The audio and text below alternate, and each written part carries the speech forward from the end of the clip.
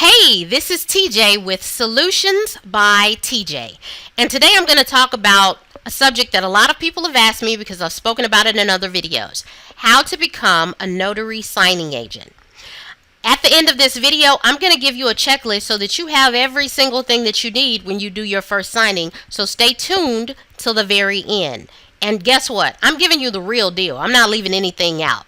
So before we get started, be sure to click the subscribe button and the notification bell and like this video. So let's get into it. What's a notary signing agent and what's the difference between a notary and a notary loan signing agent? A notary public simply witnesses signatures. That's all they do, and they charge per signature that they witness. A signing agent also witnesses signatures, but they help borrowers to complete real estate loan documents, and they notarize those documents, return them to the title company or the lender on time so that they can be processed. And they do this by either going to the borrower's house, their job, or wherever they are, and that's why they're also called mobile notary signing agents. What do you need to get started? You can visit nationalnotary.org or call the 1-800 number. Now, the 1-800 number is here. You can take it down here, or when you get to the website, nationalnotary.org, it's at the very bottom of the screen. I personally call the number, and they walk me through everything because I didn't feel like, jumbling around on that website trying to figure anything out. They give you every single thing that you need. If you are not currently a notary, you have to be a notary first and then become a notary signing agent. So the cost, when I paid, I was already a notary, so that cost is not in here. And this reflects me renewing my certification. So there's continuing education that you have to do every year. It costs $99. Basic renewal was $139, and they give you a stamp, and you also have to have what's called errors and omissions insurance, which is E&O insurance. I highly recommend that you get it because if you ever make an error, that's what saves your butt and gives you the money to fight it in court or whatever you have to do. It's a serious business, and you have to really know what you are doing. So my total cost came out to be $375.59 just for me to renew. But again, these costs are for somebody that's already a notary, and I'm just renewing. If this is your first time, I highly recommend that you buy this doggone book. Now, I don't get paid anything for telling you to buy this book. However, it's an open book test. So you complete the test faster if you buy this doggone book, which only costs $38. So add that to your cost as well. It's, you go to the index, look up the question, or look up some of the subject matter to the question, and then complete the test. Now, my recommendation is also that you buy the study guide. They have an online study thing. It takes a minute to complete, but it describes everything to you in complete detail. Once you pass the exam, you sign up to a site called SnapDocs. Now, let's go to SnapDocs real quick. This is what SnapDocs looks like. I just started doing notary jobs again in the past couple of months, but you get paid. I mean, you can see some of them I did for $60. That was for 35 pages. Anytime I'm doing 200 pages or above, which are most mortgage documents, I want it at a minimum 100 documents. Some of them are only tax documents, and tax documents are usually the $60, $50, $60. That's just for 35 pages. They will ask you when you get to SnapDocs to upload your credentials. So your notary commission, you have to do a background check in order to become a notary, your E&O insurance, and your National Notary certification. So they also make you complete a W-9. And so let's also, while we're here, go to the National Notary Association. So if you want to become a notary, then this is the page that you go to that I spoke about earlier, nationalnotary.org. You click here to become a notary. If you want to be a signing agent because you're already a notary, you click on the Become a Signing Agent button, and it will take you to this page. It'll ask you what state because there are different qualifications in each state. Once you have subscribed and become a member, there is a training center. This is what the back end looks like. So you have your account information, your signing agent profile. I sign up so that if I'm at a signing and have a question, I can easily call the hotline and they give me the information that I need, just in case I forget. This shows when your commission is, how much E&O insurance. I personally need as much coverage as I can get, so I've requested $100,000 worth of coverage. And there's also a bond for $10,000. And this shows recent orders and all of the other stuff that I've completed. So let's go to the training center real quick so that I can show you that. And this is basically what it looks like. It gives you your order history, your addresses, your training and transcripts, as well as your certifications. Okay, so again, the Notary Signing Agent's Loan Document Source Book. This is another good book to have. I mean, I think that book really saves your life. It shows you my courses. It gives you a catalog. You get the whole nine here. And I want you to see my signing agent profile. This is how people find you. You create a profile, you upload your picture, and here are all the profile details. The background screen, are you active? This is exactly how people find you. Notary services, it asks you, are you an attorney? How many years have you been a notary? What's your availability? Your willingness to travel? Whether or not you speak a different language? Service areas, this is really important. Holidays, you can make a killing. I made over $1,000 in a week on holidays. Fill in this additional information and be sure that you do it. It talks about my schedule.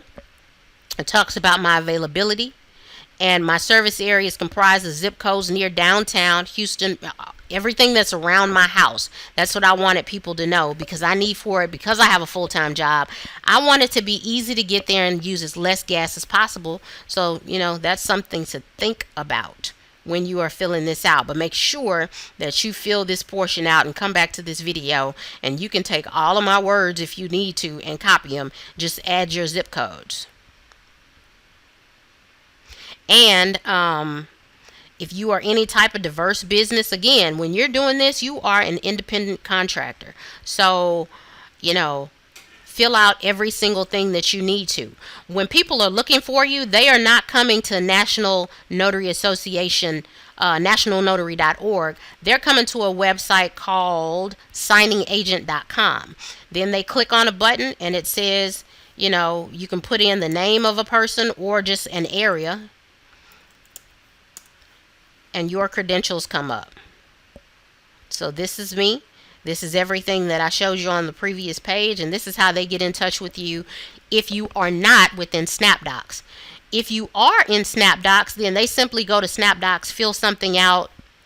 You'll get a text message every single time an opportunity comes up, and that's how you will know when signings come up in your area.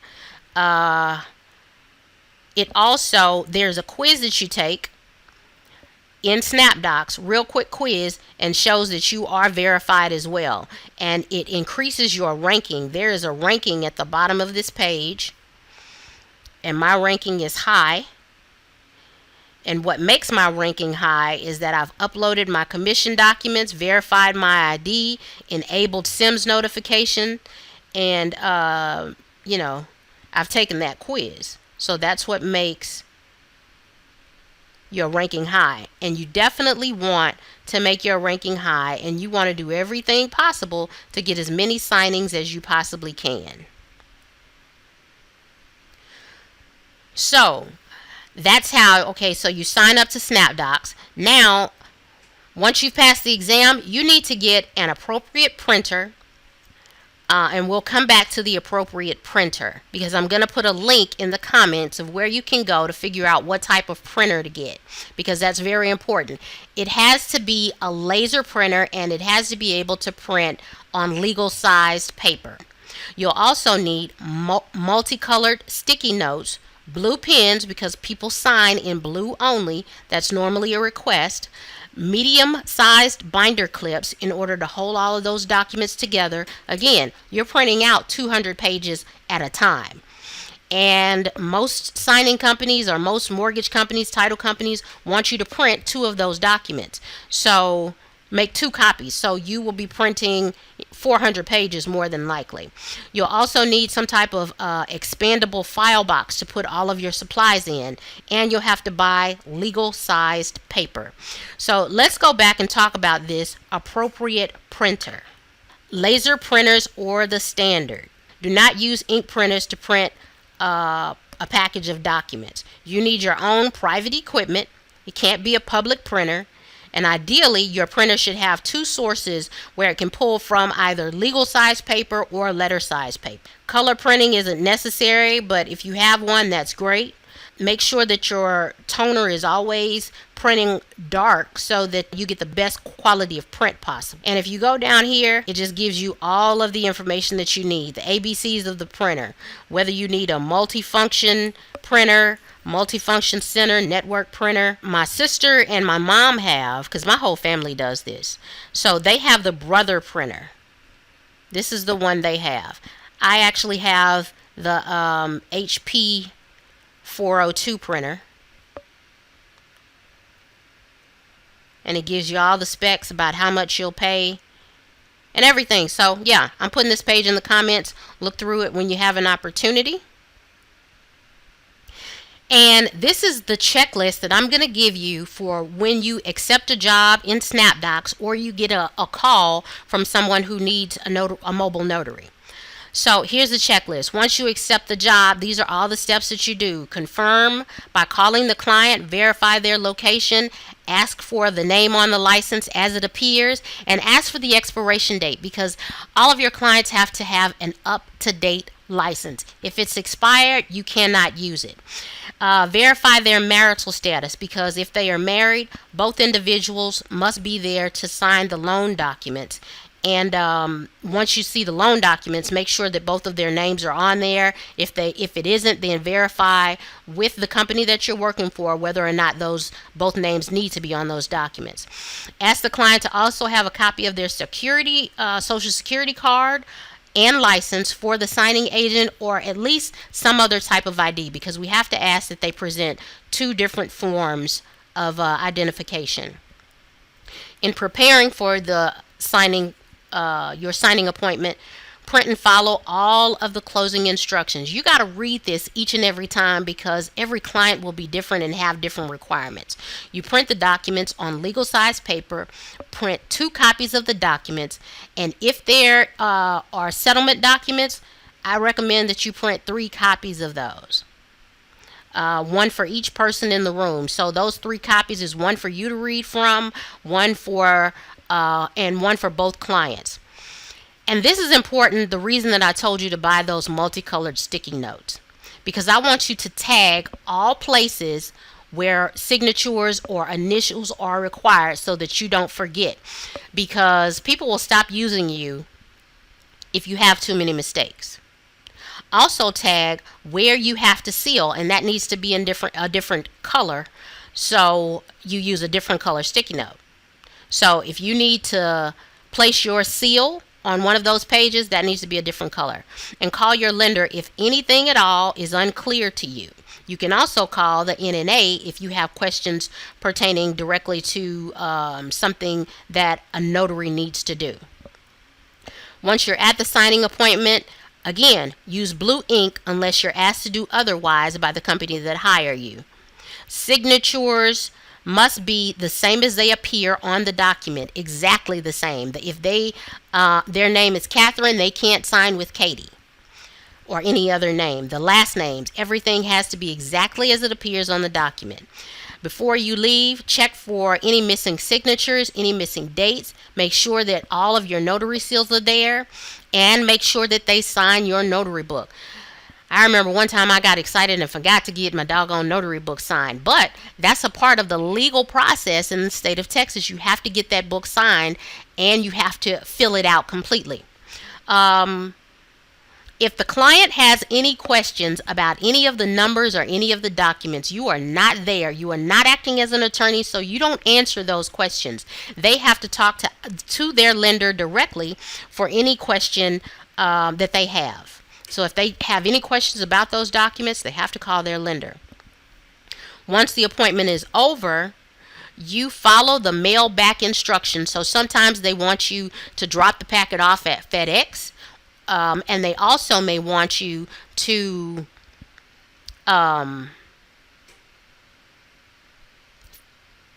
provide copies of all the documents and upload those copies right into SnapDocs. So you'll have to have some type of document. Right now, the app that I use for that, I will put it in the description as well. But I use an app called Adobe Scan to scan all of my documents, put it in a PDF, and then I upload it into SnapDocs. And also, as soon as it's over, go back to SnapDocs, confirm in SnapDocs that the signing is complete, everything went well, and then go back and mail the documents, drop them off to be mailed. Keep the receipt when you drop it off at FedEx, because you never know. Some people, may lose the documents at FedEx, and you need to be able to prove that you dropped those documents off and be able to show the lender, no, I dropped everything off. This is the date. This is the time. So make sure that you keep that. And that concludes what I'm going to give you today. Please make sure again that you come back to this video if you have any questions. Also, make sure that you subscribe and click the notification bell if you haven't done so already. And like this video. I'm giving you a lot of information for absolutely free. So I do appreciate your like and subscribe, because it helps other people get this information. And from the other videos that I've seen, not knocking anybody, but they aren't as comprehensive as this one, as with all of the resources that I provide. So God bless you. Thank you so much for watching.